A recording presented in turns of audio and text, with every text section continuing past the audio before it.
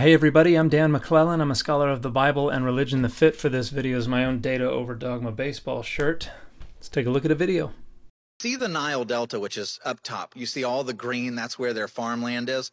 And you come down and you see that little jet that comes out to the western side. That's called the Faiyum Oasis, where there's all this green land where they can grow crops. That didn't always used to be there. In fact, if you go to the pharaohs before this time period, that area is not green.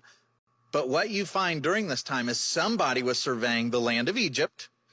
They decided, hey, there's a depression in the land over there in the Faiyum region. What if we dug a trench from the Nile to that region and irrigated that whole land to increase the amount of land that we can farm? So that canal and the resulting lake in the west of the Faiyum originally were a natural product of an offshoot of the Nile breaking through to that lower lying area and flooding it. And that probably originates in the Paleolithic or shortly after, so well before any Egyptian civilization was ever in this area. Now, it's debated whether or not it was a seasonal thing that might have corresponded with the flooding of the Nile or if it ran year-round. But around the end of the 3rd millennium BCE, beginning of the 2nd millennium BCE, we begin to see pharaohs engineering it for more consistent irrigation. And so both in its natural and in its engineered state, this canal and the resulting lake to the west of the Faiyum predates any and all patriarchs.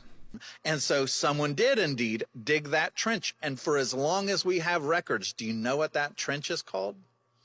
It's called the Bar Yusuf in Egypt. And you know what that means? It's the canal of Joseph. This is entirely false. This canal existed in its natural and in its engineered state for many, many centuries prior to the possible birth of any historical Joseph. The name Bar Yusuf was given during the Islamic period. It is a reference to the Quranic iteration of the Joseph tradition. And prior to that, in ancient Greek, it was known as the Thomas Potamos, which is probably a Greek transliteration of an Egyptian word, tamat, which has something to do with coming to an end. So the end canal, the last canal, something like that.